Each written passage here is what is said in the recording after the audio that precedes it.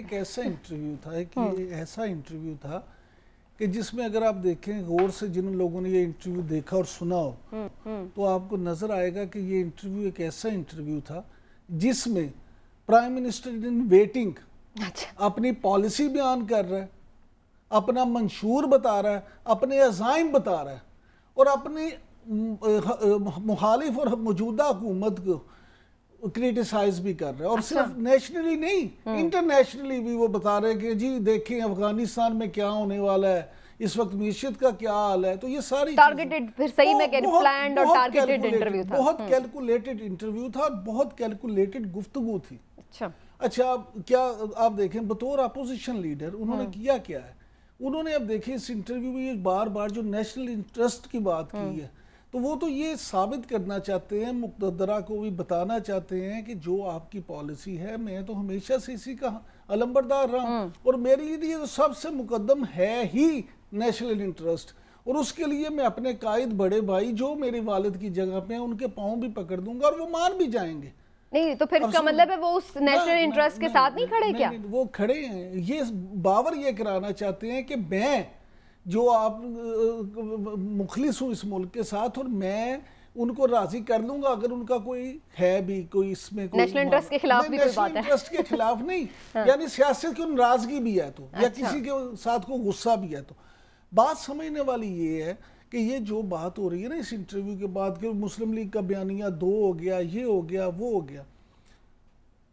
Being a follower of politics, मैं आपको एक बात बता दूं कि शहबाज शरीफ साहब ने जितनी ये बातें की हैं वो शहबाज शरीफ साहब मियां नवाज शरीफ की मर्जी के बगैर इतनी बातें, इतनी गुफ्तगू, इतनी ब्लंट कर ही नहीं सकते। पहली बात। हाँ जी। दूसरी बात, जितने तजिया निगार हैं या जर्नलिस्ट हैं वो जो मर्जी करें, ना तो शहबाज शरीफ इतने बोले और ना इतने सादा हैं। आप एक बात ज़हन में रखें कि वो किसी भी अपने मकसद के बगैर ये इतनी इस तरह की गुफ्तगू करें। मेरे ख्याल में ये prime minister in waiting for ever होगा। इस तकरीर के बाद ये तकरीर it was a mega disaster. देखिए किसी ने मुझे कहा कि ये एक बायोलॉजिकल वंडर है, तो मैंने कहा क्यों तुम कहते हो शहबाज शरीफ एक बायोलॉजिकल वंडर है? कहते हैं कि ही is the only man who can stand straight without A backbone. मैंने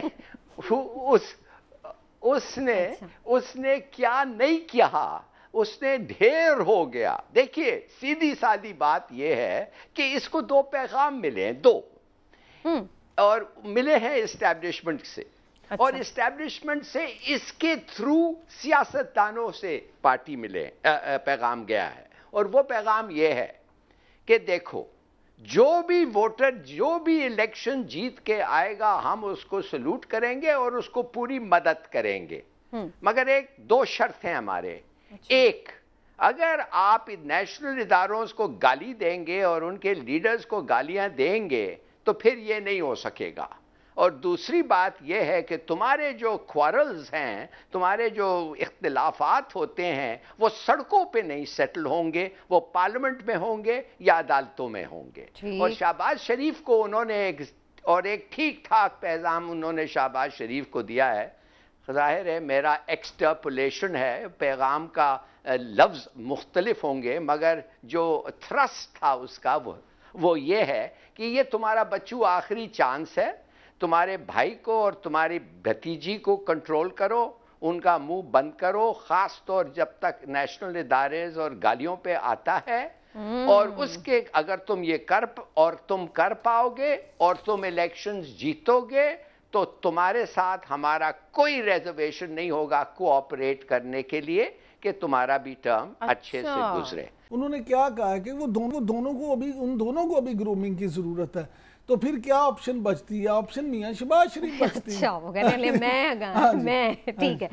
हिलाली साहब 2 बातें हैं, एक तो ये कि क्या मियां साहब और मरियम को एंटी एस्टेब्लिशमेंट बयानिए से रोकने में कामयाब हो जाएंगे, और दूसरी बात कि मरियम को वो माइनस करना चाहते हैं आपके ख्याल से?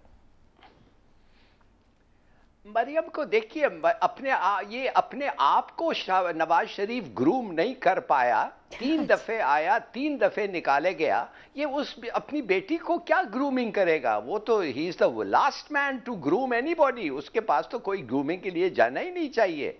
उसके पास उस वक्त जाना चाहिए डूमिंग के लिए, जब मैं खत्म हो गया हूँगा। फिर बताओ जब खत्म कैसे होते हो, अपने आप को कैसे खुदकुशी करते हो पॉलिटिकली। देखिए मैं आपको बताता हूँ, ये जो मीटिंग हुआ है, ये तकरीर इतना नहीं जितना ये मीटिंग भी हुआ है। इस मीटिंग से आप क्या देखते हैं? खत्म हो गया है, पीडीएम इज फिनिश्ड एब्सोल्युटली। अब इधर 2 ग्रुप्स हैं। एक ग्रुप नहीं है गुड कॉप और बैड कॉप, एक ग्रुप है राइजिंग स्टार और दूसरा ग्रुप है फॉलिंग स्टार। ये मरियम का जो स्टार है, मरियम ने जो स्टांस लिया है, खाकान अब्बासी ने जो स्टांस लिया है, वो है स्टांस जो जवान पौध, यंग पौध जो है, वो चाहते हैं कि इनको कन्फ्रंट करें, इनको लड़ें। गलत स्टांस है, आप नहीं करना चाहिए, ये तरीका नहीं है। मगर ये उनका बात नहीं सुनेंगे या ना सुनना चाहते हैं। अगर नवाज शरीफ खुद अकड़ गया और नहीं किया तो मैं आपको बताता हूं क्या होगा। अगर शहबाज शरीफ बाहर जा सका और नवाज शरीफ को कन्विंस नहीं कर पाया तो उसका कोई फ्यूचर है ही नहीं पाकिस्तान में। क्या मियां साहब और मरियम को एंटी एस्टेब्लिशमेंट बयानिए से रोकने में कामयाब हो जाएंगे? और दूसरी बात कि मरियम को वो माइनस करना चाहते हैं आपके ख्याल से? मरियम को देखिए, ये अपने आप को नवाज शरीफ ग्रूम नहीं कर पाया। 3 दफे आया, 3 दफे निकाले गया। ये उस अपनी बेटी को क्या ग्रूमिंग करेगा? वो तो he is the last man to groom anybody. उसके पास तो कोई ग्रूमिंग के लिए जाना ही नहीं चाहिए।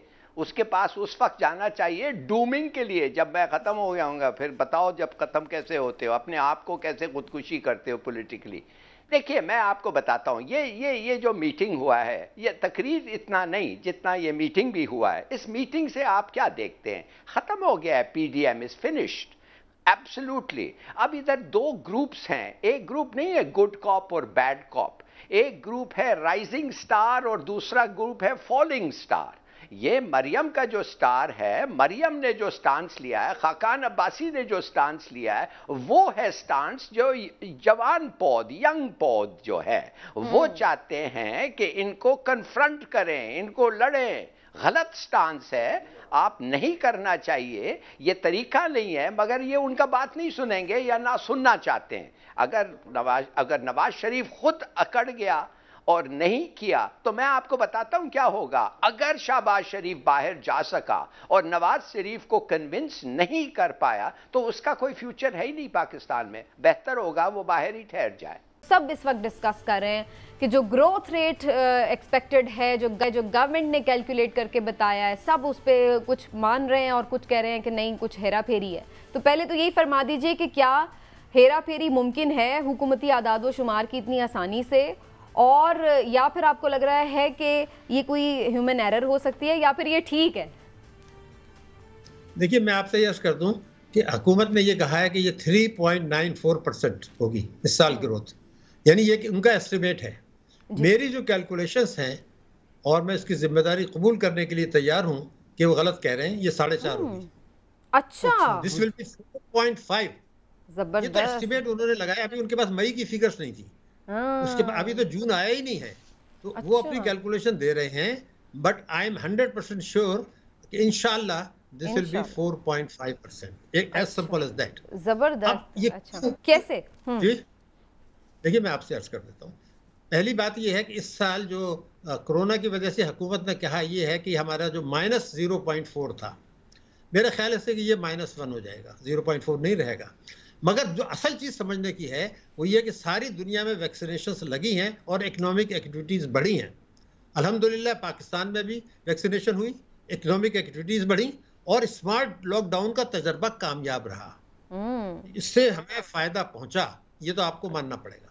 लेकिन कुछ ऐसे फैक्टर्स हैं जो वन टाइम हैं, एक दफ़े हो गए, आइंदा नहीं होंगे अगले साल। तो अब हमें ये करना होगा कि इस साल जो ग्रोथ अच्छी हुई है, अब हम जो बजट दूसरी तैयारियां करें उसमें वो जो 4-5 फैक्टर्स हैं जिसकी वजह से एकदम ये ग्रोथ रेट 4.5 पर पहुंच रही है, उसको हम ये चाहेंगे कि ये सस्टेन रहे और इसको आगे ग्रोथ हो। उसकी वजह ये है कि अगर हुकूमत की ये 3.94 को हम तस्लीम करते हैं और हुकूमत का अगले साल का शायद 4.8 है वो भी तस्लीम करते हैं, तो फिर औसत ग्रोथ रेट जो है वो 2.5% रह जाएगी।